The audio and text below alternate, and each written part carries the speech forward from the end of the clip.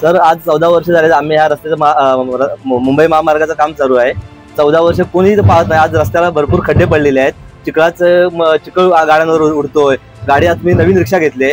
नवीन रिक्षा घेऊन तिचाच आम्हाला मेंटेनन्स करायला परवडत नाही। कारण आज परवाच एक स्कॉर्पिओवाल्याने एक मोठा काळा दगड उडवला गाडीवरती। ती थोडीशी काच वाचली। ती जर काच पडते आज मला 5000चा खर्च होता। तो जर खर्च मी जर कॉन्ट्रॅक्टरची मागायला गेलो असतो त्याने आम्हाला सर्व सांगितलं नसतं की तुम्ही इन्शुरन्स वाल्याकडे जावा आणि इन्शुरन्स करा। त्याच्यावर कोण लक्ष देत नाही। आज उन्हाळा जेव्हा धूळ चालू होते तेव्हा आम्हाला रुमाल बांधून ड्रायव्हिंग करावं लागतं। तिथूनच आम्हाला जे गरोदर महिलांना आम्हाला न्यायला लागतं तेव्हा आम्हाला त्यांना सांभाळून घेऊन जावं लागतं। दुसरं म्हणजे जर काय त्यांना प्रॉब्लेम झाला तर ते आपल्यालाच निसरावं लागतं। आणि आमचं म्हणणं असं आहे की हा रस्ता लवकरात लवकर व्हावा हीच आमची अपेक्षा आहे।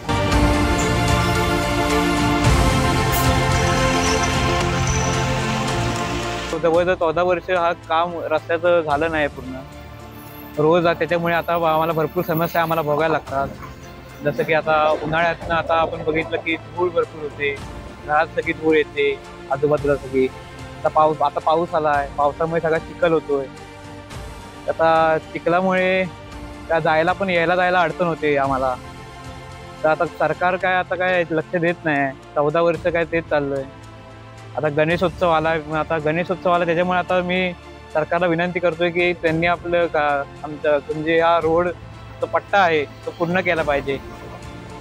त्यामुळे भांडी वगैरे पण पडतात घरातली खडखड त्या सरकारला माझी विनंती आहे की त्यांनी या रोडचं काम केलं पाहिजे वेळेत।